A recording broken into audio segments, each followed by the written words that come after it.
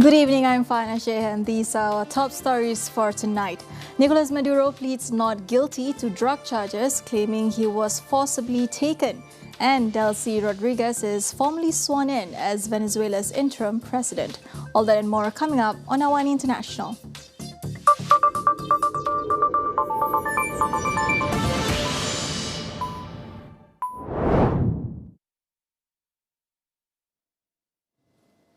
Venezuela's Nicolas Maduro has pleaded not guilty to narcotics charges in a New York court, declaring he was kidnapped and remains his country's president.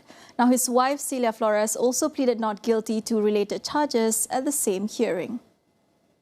U.S. prosecutors accuse Maduro of overseeing a cocaine trafficking network linked to international drug cartels. He faces 4 criminal counts, including narco-terrorism, conspiracy to import cocaine, and possession of machine guns and destructive devices.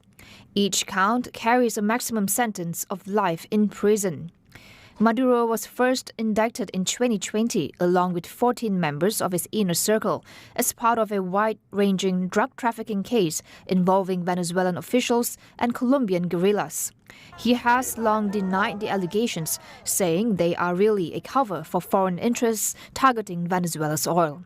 His defense lawyer, Barry Pollack, said he expects a lengthy and complex court case over what he describes as his client's military abduction. Maduro was abducted 2 days earlier, along with his wife, by U.S. Special Forces from his home in Caracas in an operation widely condemned as illegal under international law. The next court hearing is scheduled for March 17th.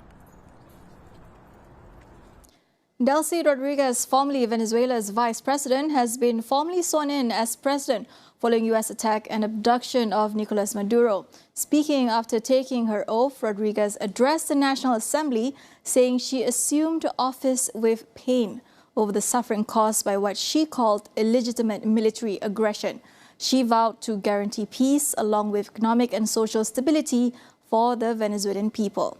Now, Monday's swearing-in ceremony was overseen by Rodriguez's brother, the president of the National Assembly, alongside Maduro's son. A former labor lawyer, Rodriguez has been serving as acting president since an early morning attack that resulted in Maduro's abduction. The Trump administration has indicated it is prepared to work with Rodriguez for now. However, President Donald Trump has warned that her tenure could be cut short if she fails to meet U.S. demands. A day earlier, Trump said the U.S. plans to run the country until it can facilitate a safe, proper and judicious transition.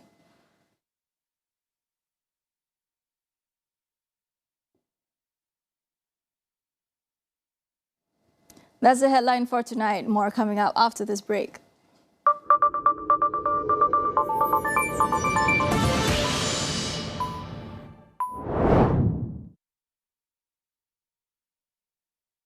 Demi dakwah untuk ummah. Kini bermula. Fit untuk terlibat dalam program Muallim Muda. Saya sahut Cabaran dilalui. Fokus saya kepada anak muda. Memudahkan orang untuk baca. Ikuti kisah persiapan mereka. InsyaAllah kita boleh perform. Ke pentas Muallim Muda di Astro Oasis dan Astro Go. Di dalam setiap berita yang dibawa, konteks amat penting. Kami sentiasa membawakan yang tergempar dan terkini. Pastikan Astro AWANI menjadi pilihan anda, tidak kira di mana sahaja anda berada.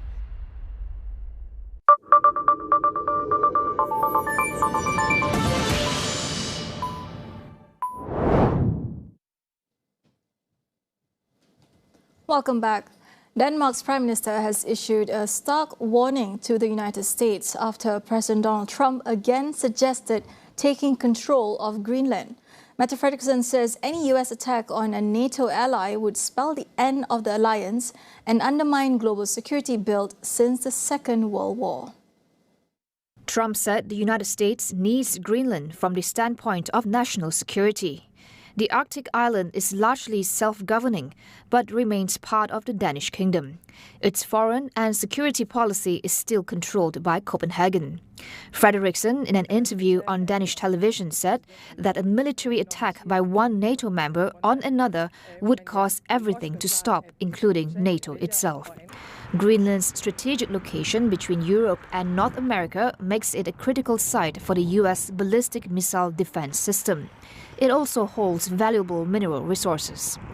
Meanwhile, Greenland's Prime Minister, Frederik Nielsen, has strongly rejected any talk of annexation. He said Trump's rhetoric was unacceptable, adding that, in his words, enough is enough. The United Nations is warning of heightened instability in Venezuela following the U.S. capture of Nicolas Maduro, as Washington insists it has no plans to occupy the country.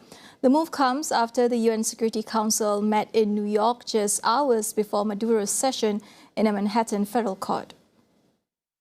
UN Secretary-General Antonio Guterres said he was deeply concerned about the risk of greater instability in Venezuela, the potential impact on the region, and the precedent set for international relations. He also raised concerns that the operation may have breached the UN Charter, which prohibits the use of force against the territorial integrity or political independence of states. Meanwhile, the US defended the operation, with Ambassador Mike Waltz saying it was a surgical law enforcement action facilitated by the military against two indicted fugitives, referring to Maduro and his wife Celia Flores. China, Colombia and Russia condemned the operation as illegal, with Beijing warning that the use of military force could lead to greater crisis.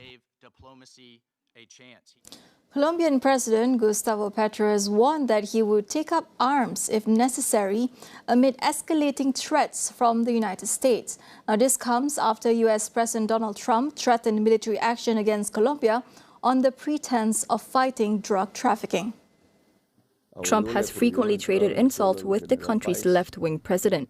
Following the abduction of Venezuelan leader Nicolas Maduro, Trump threatened Petro and said that a similar operation against Petro's government is likely. The U.S. imposed sanctions on Petro in October, citing his alleged tolerance of drug cartels. Trump has accused Petro of enabling drug trafficking to the U.S., claims the Colombian president strongly denies. Colombia, Venezuela's western neighbor, is rich in oil and minerals and remains a major hub for the region's cocaine trade. Despite rising regional tensions, Colombian ministers said they have notified the U.S. that it will continue working with the United States to combat drug trafficking. Bogota says it will maintain coordination with Washington using U.S. intelligence and technology to target drug labs, criminal groups and their camps. Bogota also has criticized any suggestion of U.S. military action on Colombian soil, calling it undue interference, while saying there is a golden opportunity to strengthen international cooperation against drug trafficking. Justice Minister Andres Idaraga said anti-drug operations will continue, with a particular focus on the Colombian-Venezuelan border. The U.S. has been pressuring Colombia to step up its efforts, as coca cultivation has risen in recent years. Bogota says it has seized record amounts of cocaine, including nearly 1,000 metric tons so far this year, as it defends its anti-narcotic strategy amid growing tensions with Washington. Thailand's army says Cambodia has claimed that a recent mortar strike that wounded a Thai soldier in a disputed border area as an accident. It warned of immediate retaliation if any further cross-border fire occurs, after earlier accusing Cambodia of violating a 10-day-old ceasefire. The two Southeast Asian neighbours agreed to a fragile truce on December 27, ending 3 weeks of clashes that killed dozens and displaced around 1 million people. Both sides pledged to halt fighting, freeze troop movements and cooperate on demining efforts. Under the new ceasefire, Thailand also released 18 Cambodian soldiers on December 31st, describing the step as a gesture of goodwill and as a confidence-building move.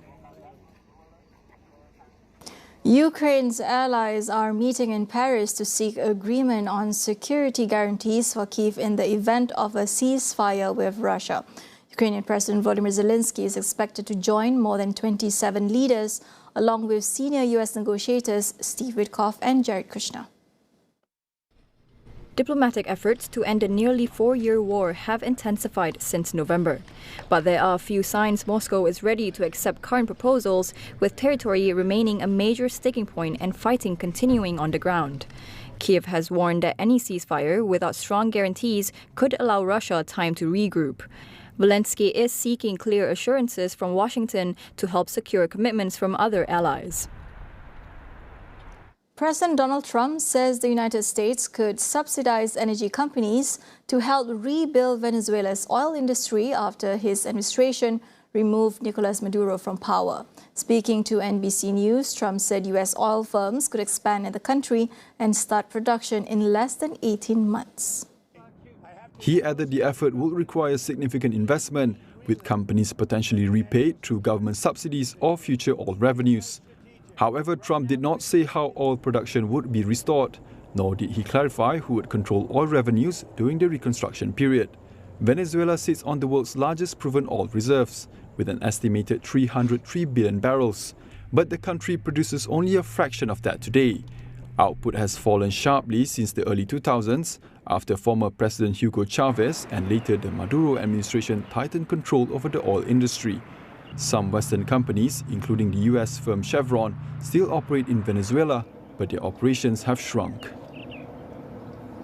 In other news, China has banned the export of dual-use items to Japan that could be used for military purposes, in an escalation of tensions following Tokyo's comments on Taiwan. Beijing said the move targets goods, software and technologies with both civilian and military applications, including certain rare earth materials used in drones and semiconductors. China's Commerce Ministry said exports that could strengthen Japan's military capabilities are now prohibited. Beijing warned that any organizations or individuals violating the ban would face legal liability. The decision comes after Japanese Prime Minister Sanae Takaichi said a potential Chinese attack on Taiwan could pose an existential threat to Japan, comments Beijing called provocative. China's foreign ministry accused Tokyo of using Taiwan as a pretext to expand its military power, including overseas deployments. China has previously used export controls as leverage against Japan, including restricting rare earth shipments during a diplomatic dispute more than a decade ago. The U.S. has reduced the number of diseases children are recommended to be vaccinated against from 17 to 11. The revised list includes vaccines for polio and measles, but drops others such as COVID as well as hepatitis A and B. U.S. President Donald Trump praised the new recommendations, saying they were rooted in what he described as the gold standard of science. But the American Academy of Pediatrics has criticized the move, describing it as dangerous and unnecessary.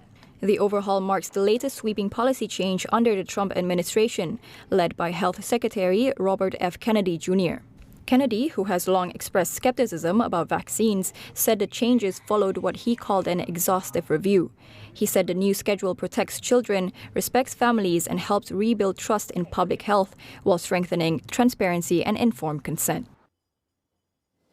NVIDIA's next-generation AI chips are now in full production and are expected to reach the market in the second half of 2026. CEO Jensen Huang says the new chips, called Vera Rubin, will deliver 5 times the computing power of the company's previous models, helping chatbots and other AI applications run faster. Speaking at the annual Consumer Electronics Show in Las Vegas, Huang said the Rubin GPU delivers 5 times more AI training power than the previous Blackwell model. That also makes it 5 times more energy efficient, an important factor as AI workloads continue to grow. NVIDIA currently controls around 80% of the global market for AI data center chips, but the company faces growing competition. AMD and Intel are pushing hard, and major customers like Google, Amazon, and Microsoft are increasingly developing their own chips. China is also racing to build domestic alternatives after US export restrictions limited access to NVIDIA products. That concludes AWANI International for tonight. Stay with us as we track the strategies and power shifts shaping the new global order. For more updates, visit international.astroawani.com and follow us on social media. I'm Farhana Sheikh. Thank you for watching and good night.